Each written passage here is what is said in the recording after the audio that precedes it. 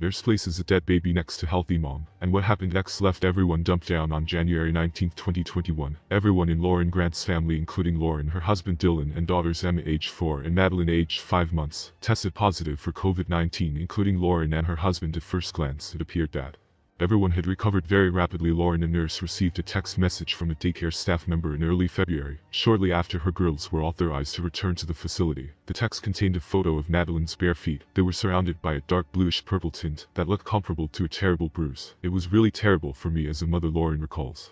The nurse and me immediately saw that she was not getting enough oxygen, and as she needed to be taken to the hospital. A rapid assessment at the Cleveland Clinic Twinsburg Family Health and Surgery Center found that Madeline had a white blood cell count that was 3 times the normal amount, as well as an accelerated heartbeat, and she was sent by ambulance to the Cleveland Clinic Children's Hospital. A second round of testing revealed that Madeline was suffering from multi-system inflammatory syndrome in children, miscellaneous, an uncommon condition that has been linked to COVID-19 infection in children. When it does, as it did in Madeline's case, it usually happens a few weeks after the coronavirus infection has reached its peak. While many people experience only mild symptoms, it's been known to be fatal in some cases due to the catastrophic damage it can cause to the heart and other organs. Madeline was checked and treated by Dr. Heather Daniels, a pediatric infectious disease expert who specializes in children. It's her belief that Madeline's higher heart rate produced by the miscellaneous was the most likely cause of her carcinosis, which appears as bluish staining of the extremities. Dr. Daniels believes that miscellaneous is caused by the immune system becoming overworked as a result of fighting off the COVID-19 infection. "We believe that miscellaneous is caused by the body working so hard to fight off the COVID-19 infection that the immune system becomes stuck in overdrive, causing lots of inflammation," he says. Additionally, when the heart is pumping that quickly, the body attempts to conserve blood, resulting in less oxygen being delivered to the feet and other extremities.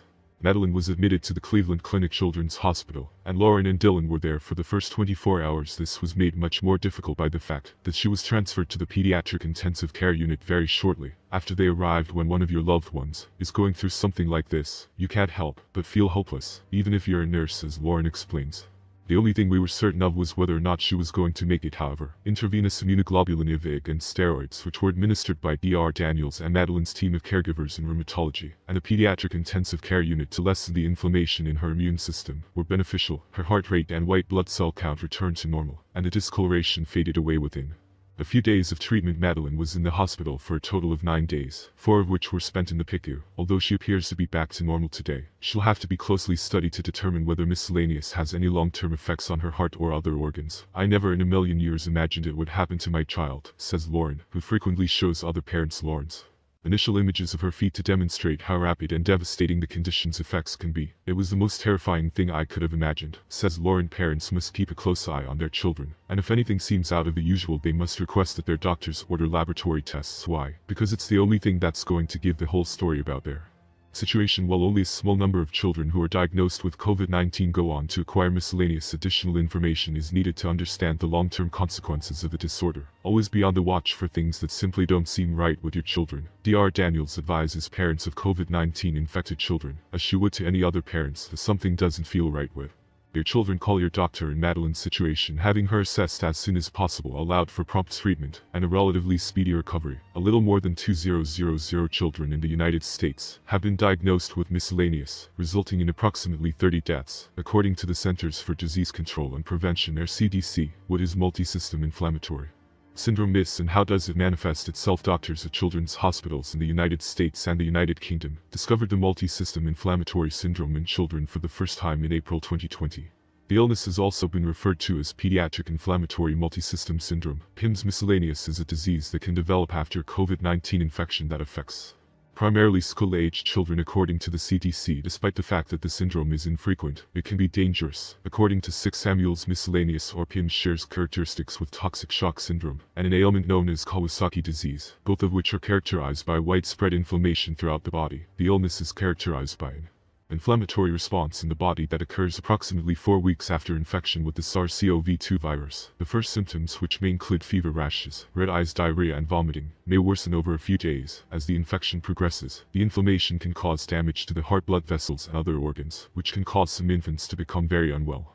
and require immediate medical attention. Symptoms of miscellaneous: please contact your family doctor or pediatrician as soon as possible if your kid has a persistent fever over 100.4 degrees Fahrenheit or higher that lasts longer than 3 or 4 days, or if your child is a fever with any of the following symptoms: odd weakness or dizziness, eyes that are bloodshot, rashes, red spots, blotches or bumps, abdominal pain that's significant or worsening, diarrhea or vomiting, having an exceptionally sleepy or muddled state of mind. Despite the fact that we're still discovering more about this ailment, the following is what doctors and scientists now know. Though it is a rare side effect of COVID-19, miscellaneous can be quite harmful. These symptoms of this condition can be confused with those of infections and other disorders. Children who are exhibiting symptoms should be evaluated by a physician. Miscellaneous is most typically associated with school-age children, most commonly 8 and 9-year-olds, but it's also been observed in infants and young adults. In some cases, miscellaneous symptoms manifest themselves between 2 and 6 weeks, on average 4 weeks following infection with COVID-19.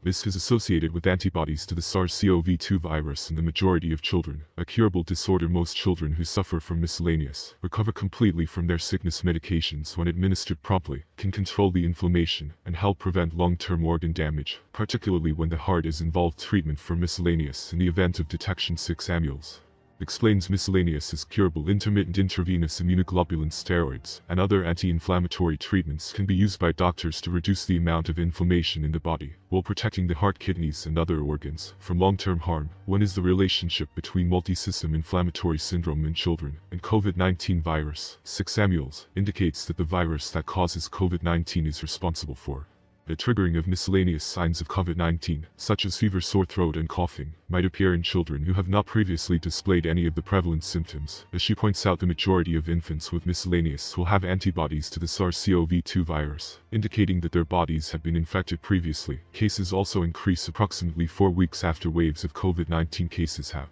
occurred in that community, says the researcher. Doctors and researchers are still trying to figure out why some children acquire this sickness after contracting COVID-19 infection, while others do not. Miscellaneous: if you have any concerns, contact your doctor. When comparing children to adults, doctors and researchers have shown that the majority of youngsters do not experience significant symptoms linked with COVID-19. The observations have not changed, however. If parents are aware that their child has COVID-19 or has been in the presence of someone who has COVID-19 and their child has fevers a few weeks later, they should contact their pediatrician. According to 6 ampules, do not hesitate to contact your doctor if you have any concerns about your child's health, or if something about your child does not appear to be quite right about MISA. We don't know everything because the Centers for Disease Control and Prevention (CDC) is still learning about MISA and how it affects adults. We do not know why some adults have become ill from MISA, while others have not. We also don't know whether adults who have particular medical issues are more prone to get MISA than others. These are just a few of the questions the CDC is attempting to answer.